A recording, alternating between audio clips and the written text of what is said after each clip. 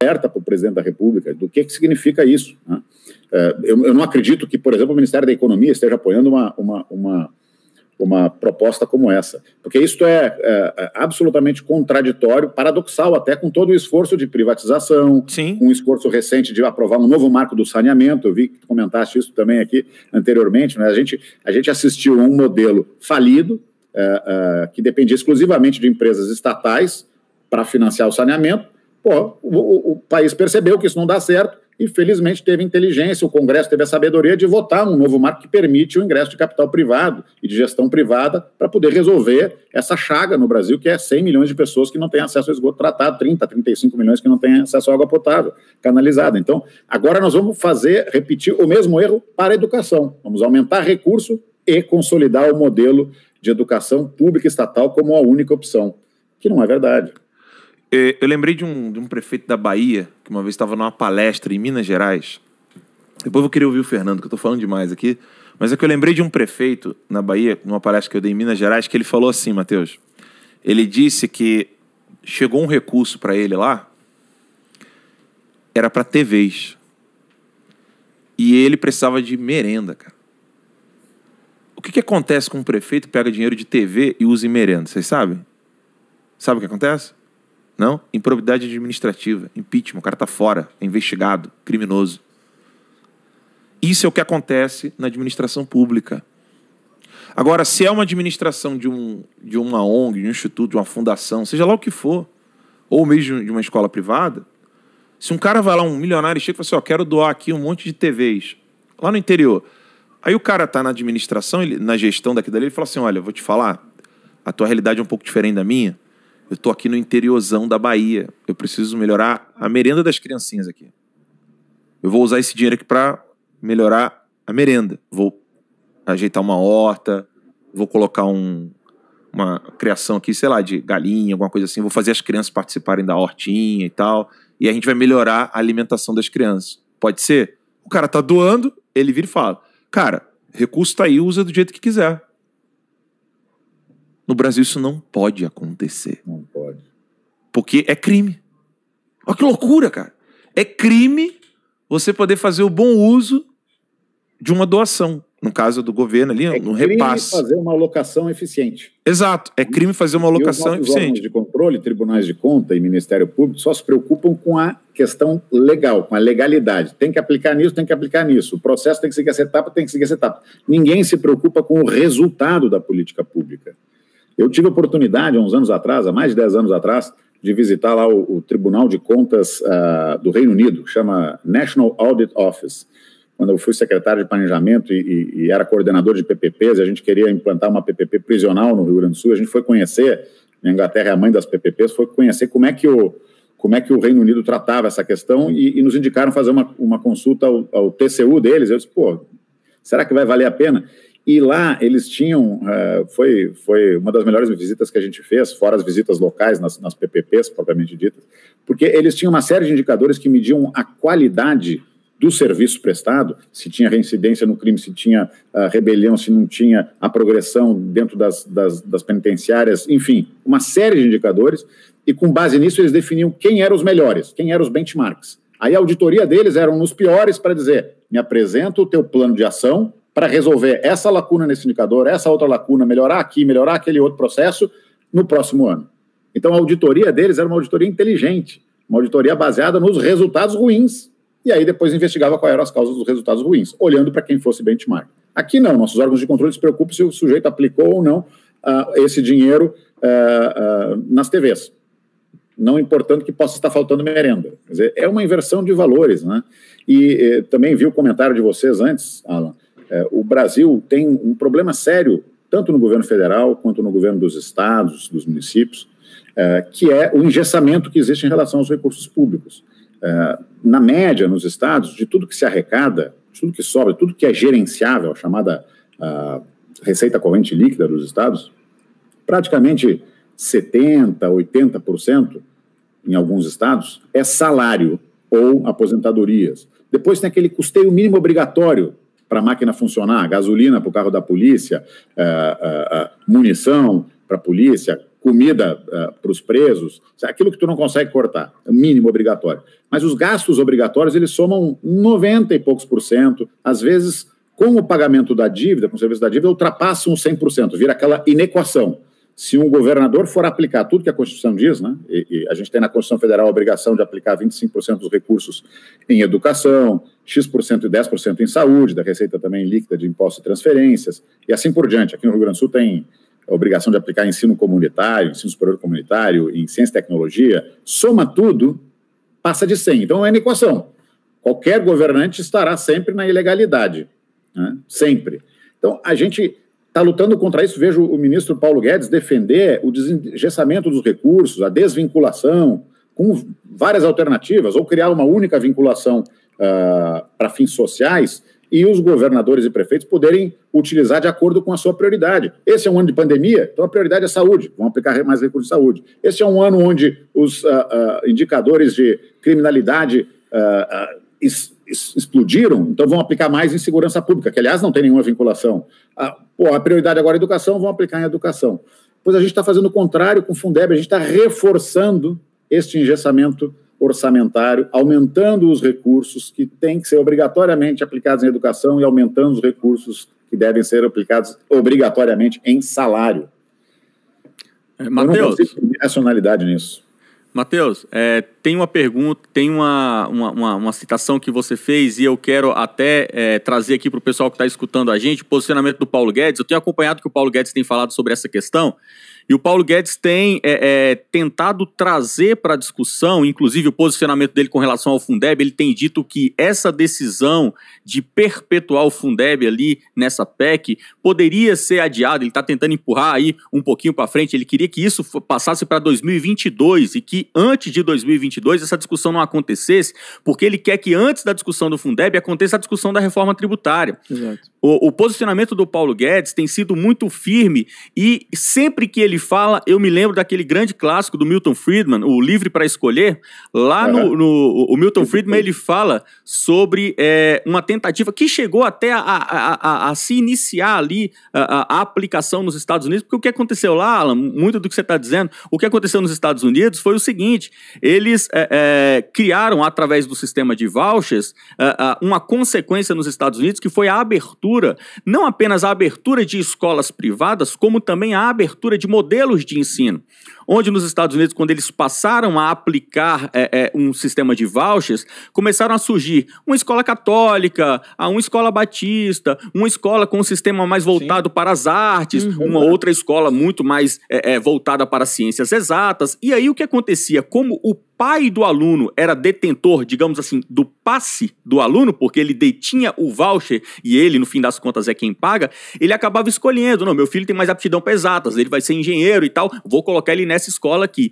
Ou seja, o que a gente está vendo é que o Paulo Guedes, que não é o cara da educação, estamos falando aqui do cara da economia, a gente vê que o Paulo Guedes ele está voltado para, no fundo, sempre chegar a uma maior liberdade do indivíduo. Ele quer que o indivíduo no Brasil tenha mais liberdade, em contraponto à realidade que nós temos hoje na educação, que é um ensino público que, na verdade, tem dono. A educação no Brasil ela não é pública, a educação no Brasil ela é dos sindicatos. Os sindicatos parece que se tornaram proprietários da educação brasileira. Esse posicionamento de buscar uma maior liberdade individual, de buscar uma abertura não apenas de escolas privadas, mas de modelos de ensino dentro da escola privada, o que você acha que isso tem a trazer para o Brasil? E outro ponto, se você acha que nós estamos numa situação em que é possível falar disso, ou se hoje, apesar disso ser realidade em outros países, para nós ainda é uma utopia levantar esse tipo de discussão. Eu acho perfeita a colocação do ministro. Eu acho que esse é o debate que a gente precisa fazer, né? Dar liberdade de escolha, porque o papel do Estado, de novo, né, é garantir acesso à educação, não é dar a escola, mas dar a liberdade de escolha para aqueles que não têm acesso, que não têm como pagar, mas que podem ter a sua opção. Eu quero que meu filho estude nesta escola, como tu dissesse, cuja ênfase é maior em exatas, ou nessa, que é uma escola batista, ou uma escola judia, ou uma escola evangélica, cujos valores de vida, os princípios, estão de acordo com os meus valores familiares. Eu quero que meu filho estude aqui. O que ele vai aprender é a mesma coisa, mas vai conviver com pessoas que têm os mesmos valores. Ter liberdade de escolha. E aí, refletindo um pouco sobre essa proposta do Paulo Guedes, quer dizer, tem várias razões pelas quais esta votação não deveria estar acontecendo hoje. Primeiro, porque a gente está no meio de uma pandemia, é óbvio que esse debate não está sendo feito da maneira que deveria, não é, com debates presenciais, por mais que ele esteja acontecendo desde o ano passado, a votação agora, no meio deste ambiente, não faz sentido, inclusive porque, como eu falei, a gente vai assistir os reflexos dessas mudanças que estão acontecendo e foram aceleradas por conta da pandemia, inclusive reflexos para a educação. Não tem sentido consagrar agora um modelo como único para os próximos 15 anos, 10 anos, 20 anos, porque a gente não muda a Constituição a toda hora. Depois que a gente coloca lá, principalmente que a gente coloca a destinação de recurso para salário, tirar da Constituição, mudar a Constituição, é uma dificuldade estratosférica. A gente já viu isso na reforma da Previdência e na própria reforma administrativa, que tem dificuldade de avançar no Congresso. Essa é uma razão. A outra razão, inclusive, é porque o próprio ministro Paulo Guedes entrega hoje, se não me engano, uma proposta de reforma tributária do governo, né, que se soma às outras duas que já tramitam no Congresso. Nós vamos mudar. Eu não tenho nenhuma ilusão de que a reforma tributária vá proporcionar diminuição de carga tributária, até porque enquanto a gente não diminuir este Estado de tamanho mastodôntico, paquidérmico, não será possível diminuir a carga tributária, porque ela é reflexo do tamanho do Estado, ela acontece para poder financiar este Estado. E a gente precisa de uma reforma administrativa, de outras reformas, para que a gente possa enxugar o Estado e aí, portanto, ter espaço para redução de carga tributária. Mas se a gente puder avançar na reforma tributária com a simplificação dos impostos, que pode mudar, inclusive, o modelo de repartição dos impostos, isso já será um avanço. Então não tem sentido consagrar agora na Constituição este modelo do Fundeb, né, porque ele pode ficar defasado no ano que vem. E terceiro, eu não estou vendo o ministro da Educação nessa discussão, parece que ele está com Covid, eu vi essas notícias na segunda-feira, não sei se... Ele está com Covid. Mas o ministro da Educação tinha que estar lá discutindo isso, à frente do processo. Então, por que votar hoje? Por que o governo fechar um acordo para votar agora? O próprio ministro da Economia tem dado, quer dizer, este argumento que permite, não há nenhum problema em adiar esta discussão para o próximo mês ou para os próximos meses e garantir recursos para o ano que vem, já que o Fundeb se encerra em 2020, então garantir o financiamento para 2021, mas discutir, depois da reforma tributária, depois de passar da pandemia, com o Ministério da Educação à frente, pelo governo, à frente dessa discussão, discutir para uma reforma que tenha a sua vigência para a partir de 2022. Então, eu acho que o ministro Paulo Guedes está absolutamente correto aí nessa linha de raciocínio, e ele deveria, espero que faça, pegar o telefone, ligar para o presidente da República e pedir que adie essa votação, né? Eu quero responder aqui a uma internauta que provavelmente não é seguidora nossa, mas eu quero muito dar uma resposta para ela, para que ela possa entender, né? A Jerusa, coloca a câmera em mim aqui que eu quero falar só com a Jerusa aqui. É a Marta Jerusa Ferreira. Ela falou assim, eu entendo um pouco a dor dela, tá? Ela disse assim, não, mas aqui não é Estados Unidos, aqui é Brasil, é outra realidade. Ela botou blá, blá, blá. Mas calma, eu entendo um pouco a realidade dela. Ela nunca pisou nos Estados Unidos. Não tem como condenar. Agora, Marta Jerusa Ferreira, deixa eu te explicar uma coisa. Eu cuidei de moradores de rua durante 6 anos da minha vida. Eu sei o que é Brasil, tá? Eu morei em Barretos, cuidando de moradores de rua com câncer. Eu morei em Cruzeiro, cuidando de... Sabe o que é trecheiro? Você sabe, Marta Jerusa Ferreira, o que é trecheiro? É o cara que anda nas BRs e fica precisando de comida até chegar no lugar onde ele quer ir, né? Os trecheiros ali vinham do Nordeste, caminhavam ali na Dutra para ir para São Paulo. Eu morei em Betim, BH, 7 Lagoas, cuidando de moradores de rua. Eu morei em Fortaleza, cuidando de pessoas em chácara, em casas de triagem, pessoas com escária. Sabe o que é escária? Quando você fica muito tempo na cama, aí vem aquela ferida que nasce dentro do corpo e vai indo para fora, e você tem que ficar tirando a necrose. Então, eu já contei bicho que você tira da perna de um morador de rua quando a mosca pousa na ferida dele, come toda a perna dele e fica só o músculo. Então, assim, eu tô só dando esse histórico, não é para dar carteirada, não. É para dizer que eu conheço a realidade brasileira, não só a realidade americana. Tudo bem? Até aqui? Então, olha só. Marta Jerusa Ferreira. Você já deve ter visto escolinhas dominicais, certo? Você já deve ter visto escolas de catequese, certo? essas escolas não podem ser uma escola de ensino fundamental, porque o governo não deixa. Deu para entender, Marta, querida? Hoje, no Brasil, as maiores ações caritativas são feitas por espíritas, por protestantes, católicos, e eles não podem... É uma dificuldade enorme abrir uma escolinha para ajudar crianças carentes, órfãos. É uma burocracia absurda. É norma atrás de norma. É lei pós-lei. Você tem todo um corpo impossível de você falar assim, ó, isso aqui é uma escolinha.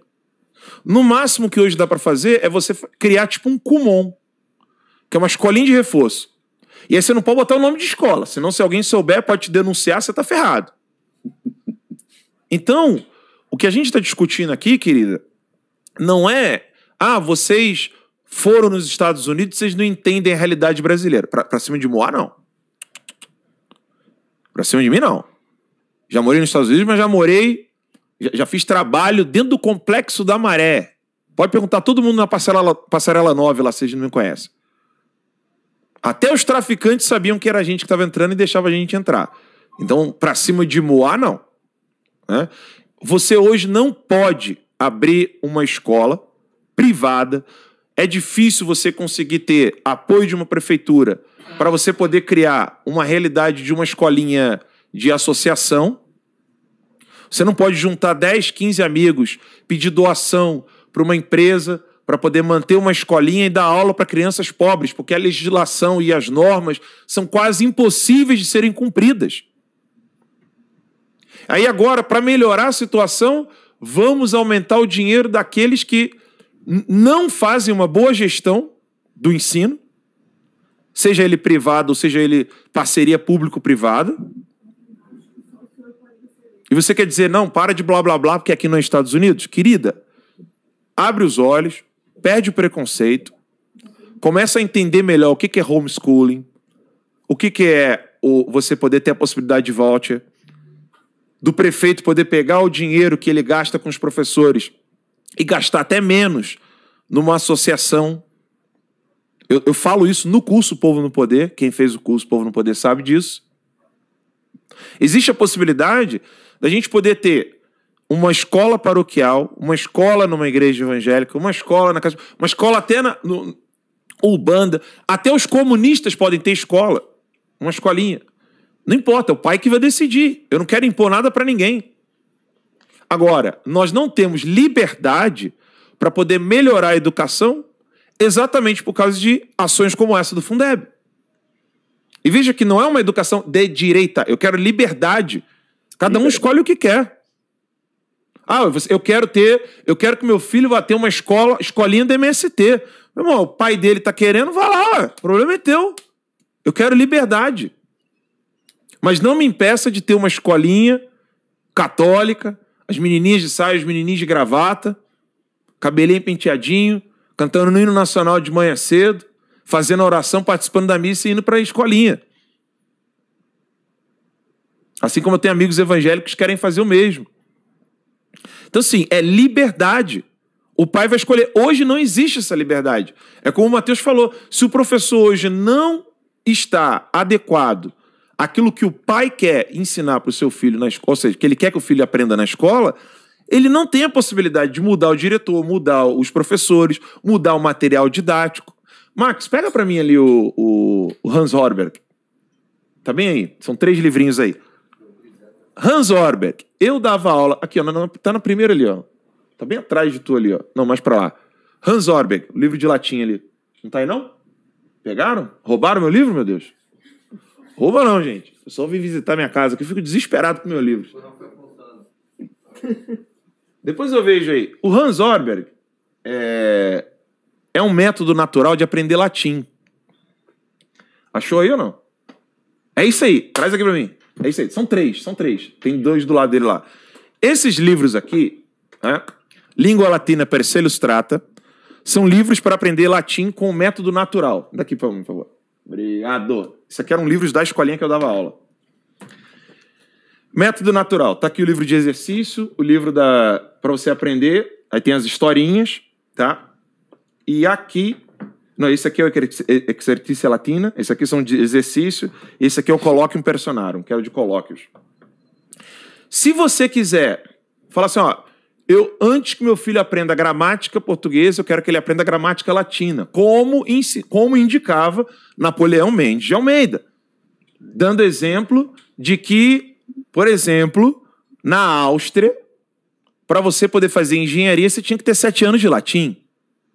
Se eu não me engano, é assim até hoje. Porque o latim desenvolve a matemática, desenvolve a abstração. Eu quero poder ensinar isso aqui para o meu filho. Hoje você não pode, porque você não tem liberdade. Você não pode dar alta cultura para o seu filho. Você é obrigado a pegar o teu filho lá, aí a criança que mora na cidade vai ter que aprender a mesma coisa que aquela professorinha, que quem fez o curso no Poder lembra, aquela professora lá no Pará, perto de Novo Progresso, naquela tribo indígena que eu visitei. A professorinha que está sofrendo lá para dar aula para as crianças indígenas. Ela tem que dar o mesmo material didático que é dado para uma criança no Complexo da Maré.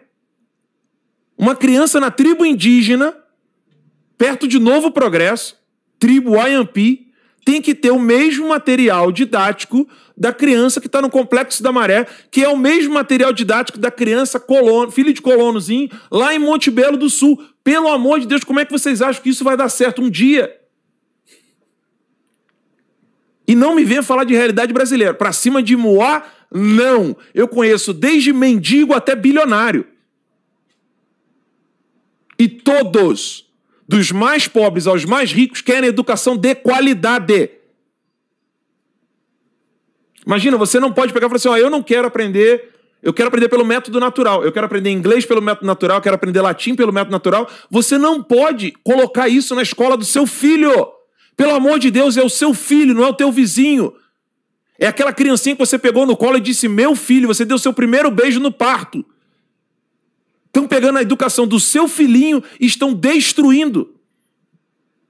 E hoje o Fundeb é exatamente para colocar mais dinheiro no colo daquelas pessoas que não têm um único exemplo de boa gestão em todo o território nacional de um país continental. Pelo amor de Deus.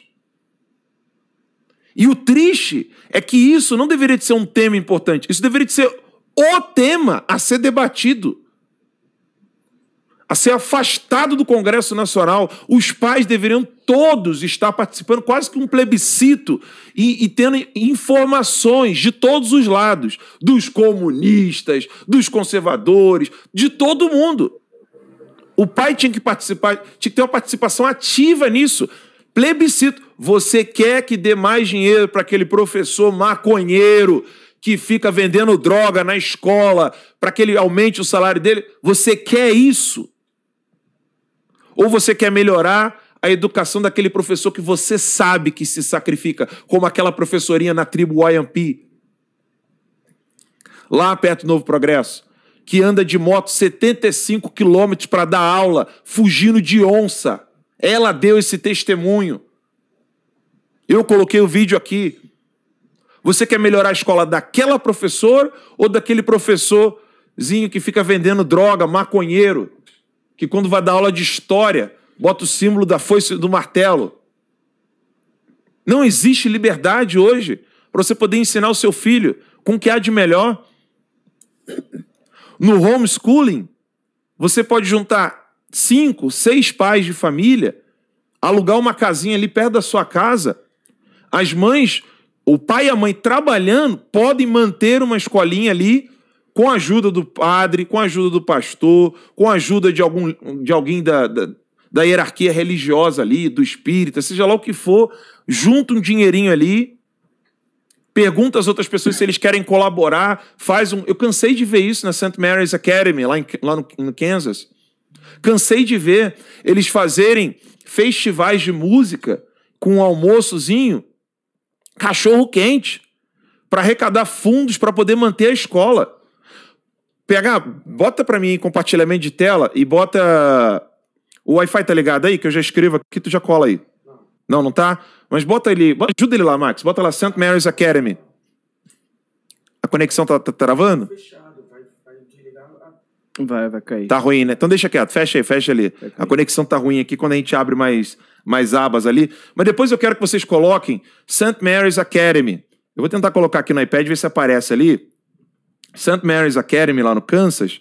Vocês não vão acreditar. Essa escola é uma escola privada que vive de doações.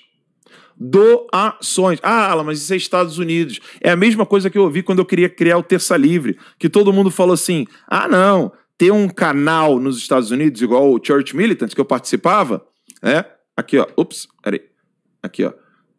Não, dá pra fazer um canal que vive de doações. Todo mundo falava pra mim quando eu queria o Terça Livre, mas nos Estados Unidos dá, no Brasil não dá não. Olha o tamanho do Terça Livre hoje. Brasileiro não doa, né? Brasileiro não doa, é aquela frase. Essa aqui é a escolinha lá em St. Mary's que vive de doações.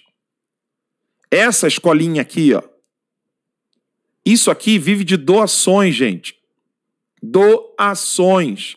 Quem pode pagar, paga como doação, e quem não pode, faz uma declaração e eles juntam, fazem captação de recursos com almoço, com jantar, para manter isso aqui. Olha o campus, olha o tamanho disso. Gente, isso aqui é ensino fundamental, isso aqui não é universidade, não. Isso aqui são criancinhas aprendendo. Mas quando você deixa na mão da iniciativa privada, é isso que acontece. Quando você tira da mão do governo, é isso que acontece. Consegue dar o foco aqui? Tem que mexer o focozinho ali. Vê se tu consegue. Vale a pena. Olha lá. Olha isso aqui, que coisa linda. Fantástico. Os meninos todos de gravatinha. As meninas todas de sainha. Coisa mais linda. Vocês estão pensando que isso aqui é gente filho de rico? Vocês não têm ideia. Tinha aluno aqui que o pai morava em trailer. Hello? Não é gente rica, não. A escola vive de doações. Olha isso aqui, gente. A gente queria colocar ele na tela, mas nossos recursos aqui estão um pouco complicados e a transmissão iria cair. Mas olha a qualidade de ensino. Vê se tem um computador ali. Não tem. É ensino de qualidade. Mas você faz isso, né? Pode mudar já a câmera aí. Você faz isso quando você... Aí, ó. Olha a Siri atrapalhando aqui. Você tem isso quando você tem liberdade, gente. No Brasil, as igrejas poderiam fazer um trabalho educacional absurdo. Basta eles terem liberdade para isso. Basta ter liberdade. Você vai poder auxiliar os mais pobres exatamente porque as pessoas doam. Essa história de que o Brasil não doa é a maior mentira do mundo. Terça Livre é a prova disso. Tudo bem que hoje a gente tem produtos para vender, vários produtos, mas até a gente chegar num produto que desse certo, câmera, lente, tudo foi doado, computador. Até a PF vai devolver tudo na quarta-feira. Olha só, tá esperando. Enfim, eu acho que eu queria conversar diretamente com a menina que comentou aqui, para explicar assim, eu sei que tem gente que não conhece a realidade de outros países, só conhece a realidade do Brasil, e realmente para eles é uma incógnita. Tipo assim, cara, não, nos Estados Unidos isso funciona, porque as pessoas doam. No Brasil também. No Brasil também. Se não fosse assim, as igrejas não estavam de pé. Que produto que a igreja vende? A igreja vive de doação. Dá para ter escola, dá para ter universidade, dá para ter tudo. Só que no Brasil tudo é travado. Aí agora, em vez de melhorar o problema da burocratização, você tirar esse entrave, aumentar a abertura do mercado para poder ter mais competitividade, que o discurso deles é o seguinte, né? Vocês estão querendo transformar a educação em produto. Ô retardado, a única maneira de ficar bom é realmente ter disputa. Exatamente. Entendeu?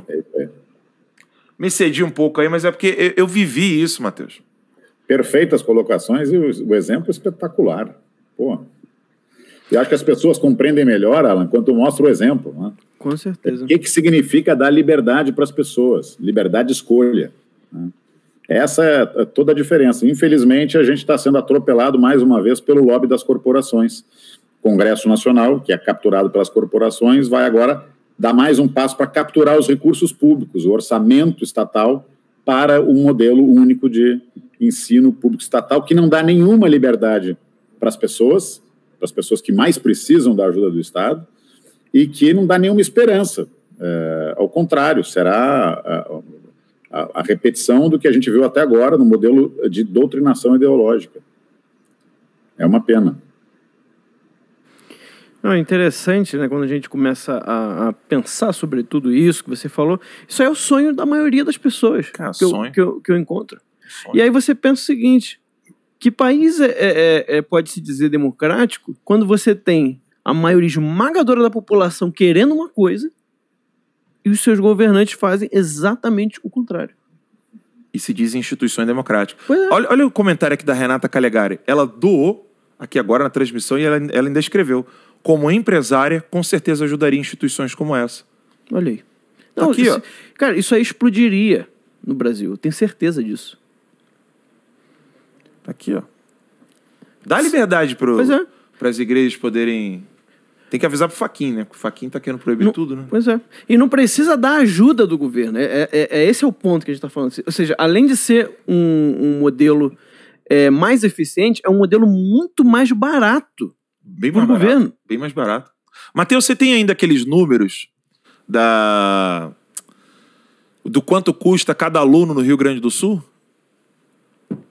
Tá mudo. Tá mudo. Eu lembro mais ou menos de cabeça, o custo médio, esses dados são de 2017, eu usei Sim. eles em 2018, vieram de um estudo feito pelo economista Darcy Francisco Carvalho Santos, que é um amigo, ex-colega da Secretaria da Fazenda, e que me ajudou muito na campanha, é uma das pessoas que mais conhece finanças públicas. Ele se debruçou sobre o tema da educação a pedido de uma entidade no Rio Grande do Sul e fez exatamente esse cálculo. Quanto é que custa um aluno, em média, na rede pública de ensino privado, na rede pública de ensino e na rede privada de ensino.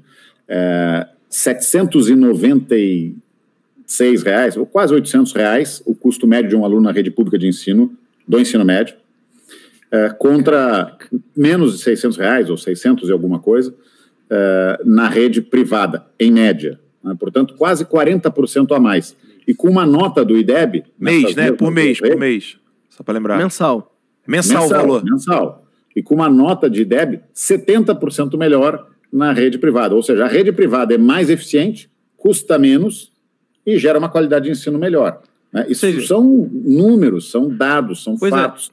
Contra fatos não tem argumento. Né? Ou seja, você tirava todas as escolas públicas, tirava tudo público de ensino, dava R$600, né, uma escola privada para cada aluno por mês. E você teria uma melhora de ensino e gastaria absurdamente menos.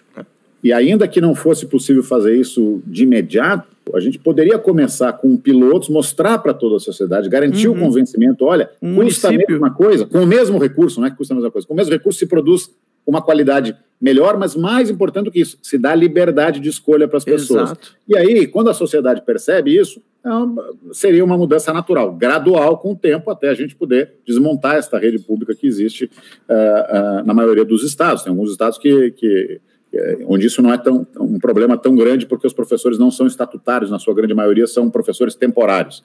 Mas em estados como o Rio Grande do Sul, onde quase 100% é estatutário, é difícil mudar, leva quase uma geração, mas gradualmente a gente poderia mudar. Acho que isso que é o mais importante, né?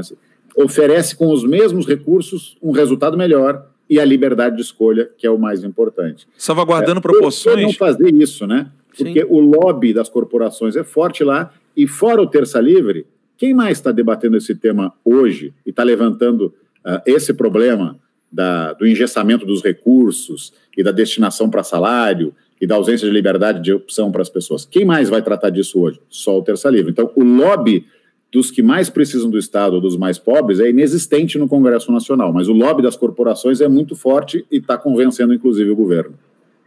E salvaguardando proporções, né, é algo análogo... Não precisamos... Deixa aí. É algo análogo que acontece com a relação da Previdência. É melhor você ter a Previdência, o governo cuidando da sua Previdência, ou você fazer a sua própria Previdência? Todo mundo sabe que é melhor você fazer a sua própria Previdência. A gente fez a conta aqui. A gente fez a conta, a gente mostrou aqui, vale muito mais a pena. E é a mesma coisa. E aí eu quero dar outro exemplo. Vamos aqui, dizer que eu, Michel, lá no Pará, o Max e o Fernando Mello, a gente se junta junta uma graninha, consegue um investimento e a gente monta uma escola no Rio Grande do Sul. A mensalidade que a gente vai cobrar da escola, qual é? A mensalidade, dependendo da cidade, você pode botar uma mensalidade de 600 pila, você vai ganhar grana. Você vai ganhar grana, vai conseguir lucrar e vai ter uma escola de excelência. Então, como é que o Estado não consegue fazer? Óbvio. Porque não tem como você fiscalizar isso. E olha só que bizarro.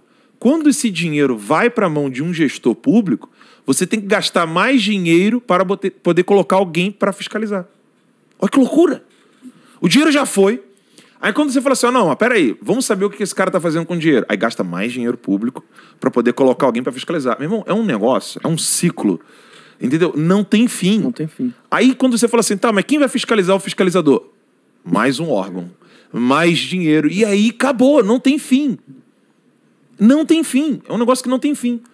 Quando no ensino privado, o primeiro fiscalizador é quem paga. O pai está ali pagando a mensalidade todo mês e fala assim, pô, peraí. Meu filho chegou hoje e disse que não teve aula. Disse que o professor levou o pessoal para o pátio e ficaram vendo o céu. Eu não quero meu filho tendo isso aí. Quero meu filho tendo aula. Vou trocar de colégio. Vou trocar de colégio. Isso aí. É assim que funciona. Enfim, exemplo bobo aqui, mas para elucidar para o pessoal. Sim, ilustra. Isso. Perfeito. Fernando, você que tem 7 mil filhos. Eu só tenho 3. Você tem 7 mil. É que o Fernando quer mudar a cultura brasileira. Eu já estou me preparando contra a islamização do Ocidente. O que você tem a me dizer, Fernando? Mas aí um ponto que eu tenho a me dizer, o que eu tenho a lhe dizer da experiência que eu tenho.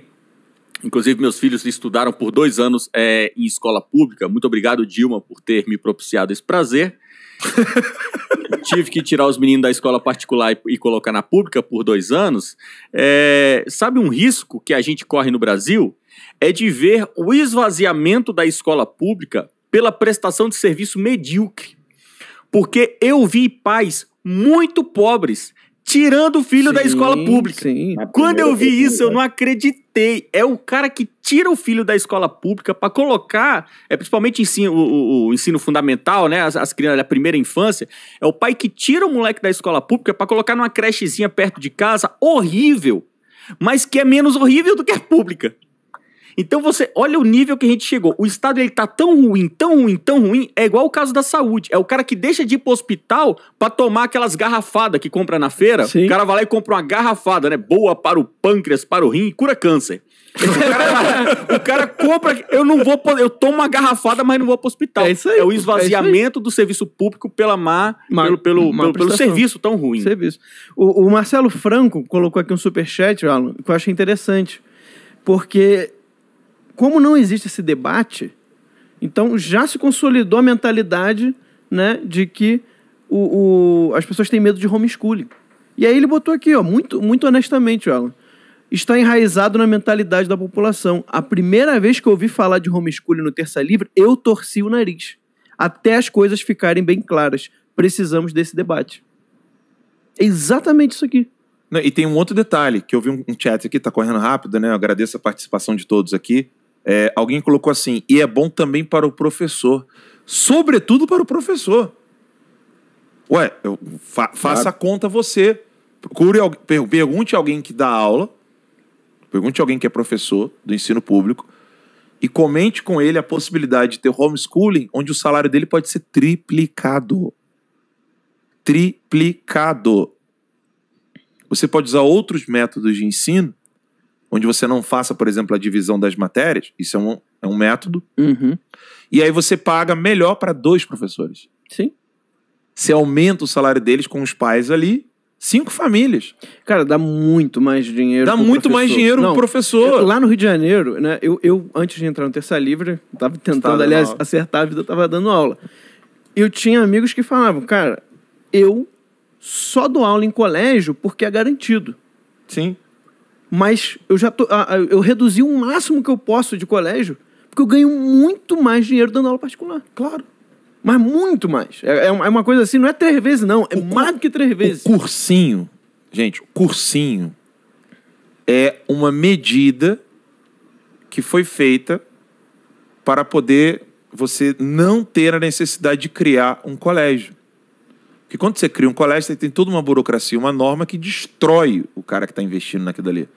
Agora, se você perguntar, se você tem a possibilidade de fazer cursinho virar escola, e você tirar toda a burocracia, todas as amarras do Estado, o cara vai querer montar uma escola. Sim. E de qualidade. O cursinho é prova disso. O próprio... Eu falei aqui agora, como é que é o nome? Aquele método japonês lá? Kumon. O próprio Kumon é a prova disso. Tá.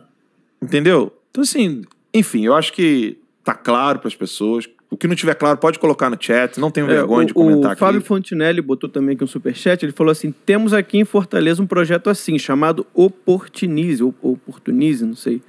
Bem, eu não conheço. Também não conheço. Não conheço, mas é interessante depois a gente dar uma pesquisada. Mas agora todo mundo viu que funciona o homeschooling, né? Tá todo mundo fazendo homeschooling em casa? Pois é. Tá todo mundo fazendo homeschooling em casa, exatamente. Acho que o debate acabou, né? Quer queira, quer não, né? O debate acabou. Cara, minha sobrinha tava tendo aula de balé online ontem. Irmão, acabou, game over. Tá todo mundo vendo que funciona, cara. Entendeu? Enfim.